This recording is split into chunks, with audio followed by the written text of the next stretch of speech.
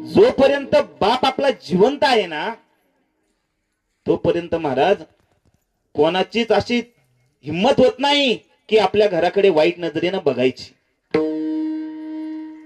अहो बाप घरामध्ये नुसता खुर्चीवरती बसू द्या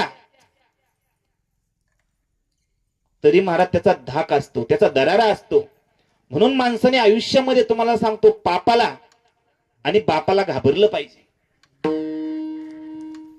ऐका, जो पापाला घाबरला त्याचा परमार्थ चांगला झाला आणि जो बापाला घाबरला महाराज त्याचा प्रपंच चांगला झाला.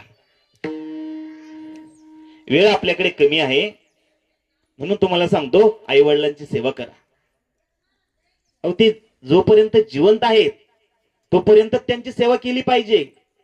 आणि मी तर असं बोलेल तुम्हाला बघा, ज्याचे जोपर्यंत आई वडील जिवंत आहे महाराज त्याला कुठेही तीर्थाला जाण्याची गरज नाही, त्याला काशीला जाण्याची गरज नाही.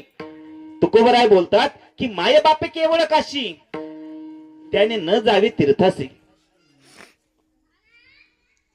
म्हणून महाराज आई वडिलांची सेवा करा आणि गळ्यात पवित्र अशी तुळशीची माळ घाला. आपल्या हिंदू धर्माबद्दल देशाबद्दल